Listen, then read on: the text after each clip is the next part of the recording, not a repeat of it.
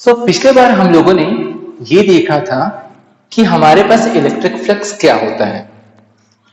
And basically electric flux क्या होता है कि हमारे पास में किसी एक पर्टिकुलर एरिया पर इलेक्ट्रिक फील्ड कितना आ रहा है, ये इसका एक नंबर होता है। तो अगर हमें ये पता करना है कि अगर एक point charge total electric flux कितना प्रोड्यूस करता है, तो हमारे पास जो एरिया है जहां पर हम लोग रिसीव कर रहे थे इलेक्ट्रिक फील्ड की वैल्यू को या फिर इलेक्ट्रिक फ्लक्स को, उसको हमको क्या करना पड़ेगा, इंक्रीज करना पड़ेगा। कुछ इस तरीके से इंक्रीज करना पड़ेगा कि हमारे पास ये पूरे एरिया को क्या कर ले, कवर कर ले। तो हमारे पास में टोटल जो फ्लक्स है जो हमारे पास एक चार्ज प्रोड्यूस करता है, उसकी वैल्यू तक हम लोग पहुंच सकते हैं। बट ये काफी लंबा प्रोसेस हो जाता है, हमको यहाँ पे बहुत सारे इंटीग्रेशन वगैरह करने पड़ेंगे। जैसे कि हमको ये पता है कि हमारे पास जो फॉर्मूला है फ्लक्स का फाई इक्वल टू होता है integration of E D S cos theta. तो हमारे पास में इस ds को इंटीग्रेट कुछ इस तरीके से करना पड़ेगा कि हमारे पास पूरा एरिया कवर हो जाए। सो गॉस ने एक लॉ निकाला था, इसके हिसाब से हमको ये सब करने की जरूरत नहीं, बल्कि हम लोग डायरेक्टली अगर हमारे पास चार्ज की वैल्यू हमको पता है तो हम लोग ये निकाल सकते हैं कि टोटल जो फ्लक्स वो चार्ज प्रोड्यूस करने वाला है उसकी वैल्यू क्या होगी। यहां पर जो एक्सप्रेशन आया था वो था phi equals to Q upon epsilon not.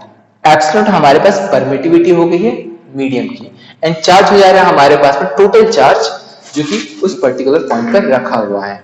सो इससे हम लोग बिना कोई फर्दर कैलकुलेशन किए क्यू की वैल्यू, फाई की वैल्यू को डायरेक्टली फाइंड आउट कर सकते हैं।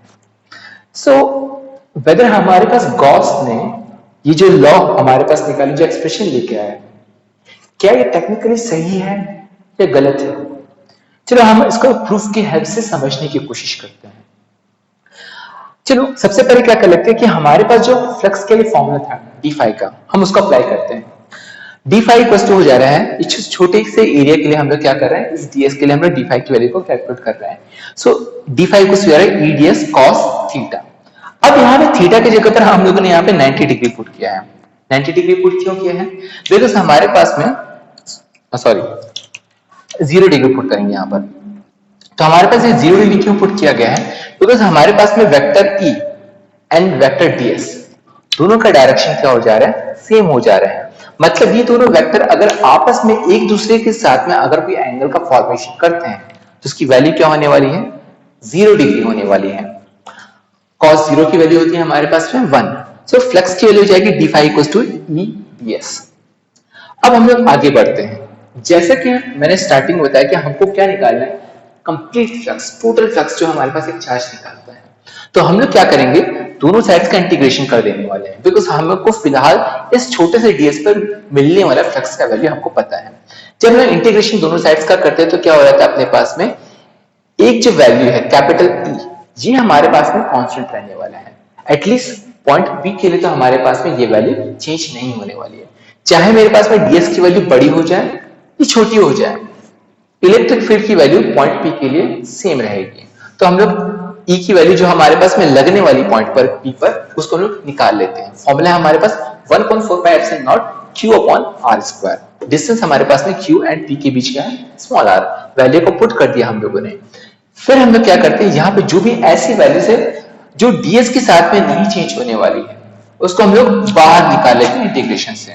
ऐसे कौन कौन सी वैल्यूज है? सबसे पहला चीज तो हमारे पास हो जा रहा है 4 पाई एप्सिलॉन नॉट, ये हमारे पास कांस्टेंट वैल्यू है तो हमारे पास ये बाहर निकल जाएगा। दूसरा चीज है हमारे पास Q की वैल्यू एंड R की वैल्यू। अगेन ds की वैल्यू अगर हमारे पास बढ़ने वाली है, वो एरिया जहां पर हमको फ्लक्स को कैप्चर करना है, चार्ज की वैल्यू हमारे पास चेंज नहीं होने वाली है। दूसरी बात यह है कि हम लोग यहाँ पे जो ds की वैल्यू है कांस्टेंट डिस्टेंस पर निकालने वाले हैं। हमारे पास में जो डिस्टेंस है यहाँ पर है वो r है, एंड हमारे पास जो ds रहेगा r डिस्टेंस पर ही पूरे एरिया को कवर करने वाला है। सो हमारे पास में ds की एरिया बढ़ने या कम होने से r की वैल्यू को कोई फर्क नहीं पड़ने वाला है। अगेन फर्दर हम लोग यहाँ पर क्या करते हैं कि ds का इंटीग्रेशन कर देते हैं। इससे हमें ds का अगर हम लोग इंटीग्रेशन करते हैं तो हमको एक ऐसा सरफेस मिलता है जो कि q को r डिस्टेंस पर चारों तरफ से घेर लेता है।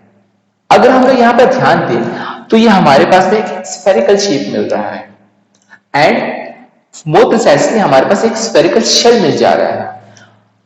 तो हम लोग यहाँ पर अगर ये एरिया निकालना चाहते हैं कि वो एरिया जो हमारे पास पूरे एरिया को कवर कर रहा है, तो हमको बस कुछ नहीं करना है, सरफेस एरिया निकालना है स्फीयर का, जिसका फॉर्मूला होता है 4 पाई आर स्क्वायर। आर यहाँ पर हो जा रहा है इसका रेडियस। तो हम लोग क्या कर देते हैं, इसकी वैल्यू क्या पुट कर दे रहे हैं, 4 पाई हमारे पास कट जा रहा है, आर स्क्वायर कट जा रहा है। इन द एंड हमारे पास result 5 q upon epsilon not आ रहा है, जो कि हमको गॉस ने बताया था।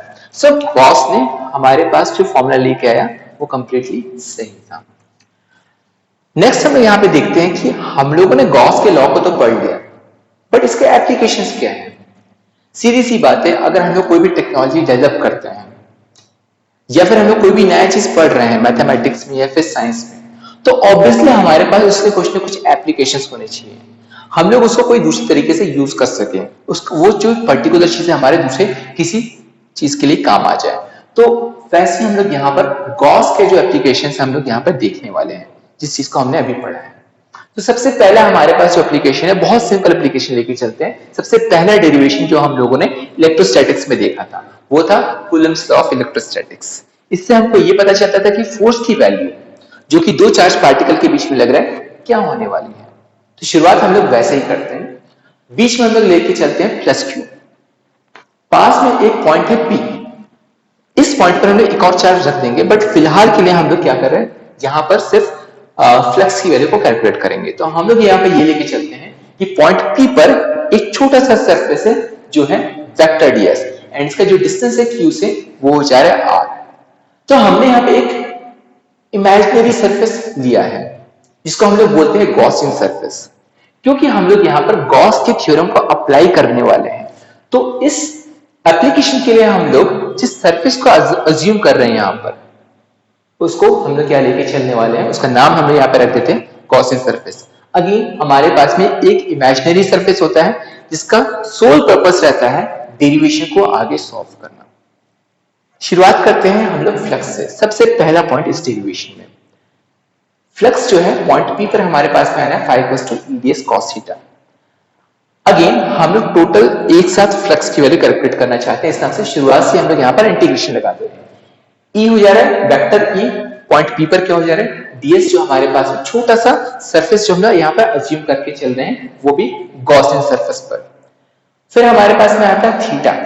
जैसे पिछले बार हम लोगों ने देखा था कि वेक्टर